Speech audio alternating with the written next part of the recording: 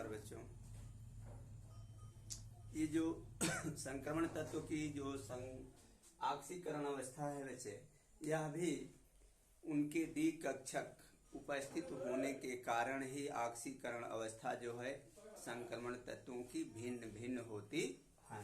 अब देखेंगे बच्चे, scandium, titanium, vanadium, chromium, manganese, iron, nickel, cobalt और जिंक। 21, 22, 23, 24, 25, 26, 27, 28 cobalt, copper, zinc, 29, 23। ठीक है ना बच्चे? तो देखेंगे आप लोग, कह रहा है कि ऑक्सीकरण अवस्था ये भिन्न भिन्न क्यों प्रदर्शित करते हैं। तो संक्रमण तत्व ऑक्सीकरण अवस्था भिन्न भिन्न इसलिए उपस्थित करते हैं कि उनके डी कक्षक जो होता है अपूर्ण होता है और डी कक्षक में अयुग्मित इलेक्ट्रॉन होने के कारण इनमें भिन्न भिन्न ऑक्सीकरण अवस्था उपस्थित होती है। ठीक है ना? एक से लेकर के स्कैंडियम से लेकर के मैग्नीज तक ऑक्सीकरण अवस्था बढ़ती है और मैग्नीज से लेकर जिंक तक इसकी ऑक्सीकरण अवस्था घटती है। देखिए, ये ऑक्सीकरण संख्या बढ़ती है और यहां से यहां दिखाएंगे ऑक्सीकरण संख्या घटती है। ठीक है? क्यों घटती है अब इसके बारे में हम बताएंगे। 1s2 2s2 2p6 3s2 3p6 4s2 और 3d1। अब देखिए, डी कक्षक में ये 5 ऑर्बिट होते हैं, 4 5। देखिए, ये अब अयुग्मित हो गया।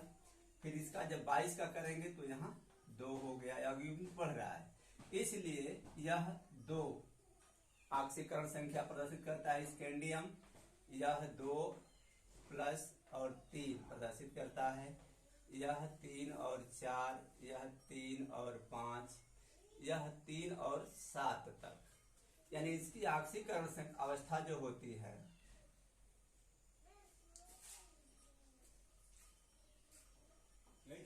अवस्था 2 से 7 तक बढ़ती है और फिर 7 से 2 तक घटती है।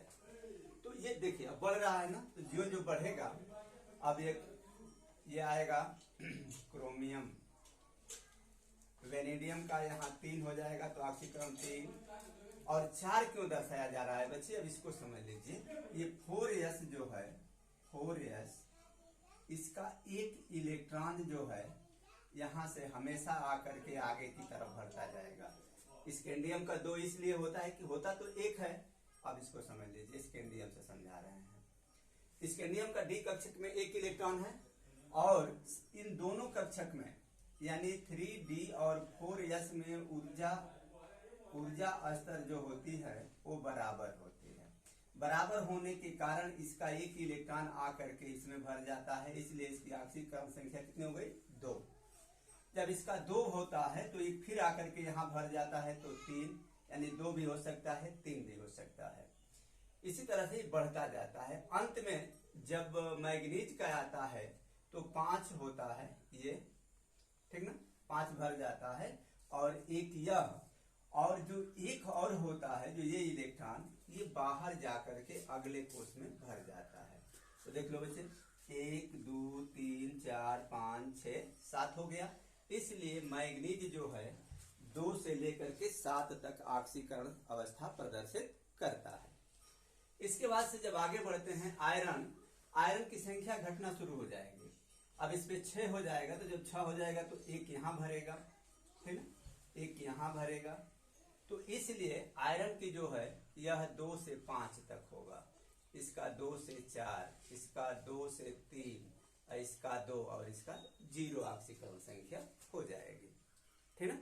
तो यानी ऑक्सीकरण संख्या जो है उसके डी कक्षक के अपूर्ण और 4s कक्षक की ऊर्जा स्तर बराबर होने के कारण जो है ये ऑक्सीकरण संख्या इनकी क्या होती है, भिन्न भिन्न प्रदर्शित करते हैं 2 से लेकर 7 तक। स्कैंडियम से लेकर मैग्नीज तक ऑक्सीकरण अवस्था जो है बढ़ती है। स्कैंडियम की 2 होगी और मैग्नीज की 2 से लेकर 7 तक होती है। मैग्नीज से जिंक तक इसकी संख्या घटती है ऑक्सीकरण अवस्था, यानी आयरन पे 2 से 5, निकिल 2 से 4, कोबाल्ट 2 से 3 और क्रोमियम 2 और जिंक कितना हो गया, 0 हो गया, ठीक ना। तो ये ऑक्सीकरण अवस्था जो है इस तरह से इनकी भिन्न भिन्न होती है। थैंक यू बच्चे।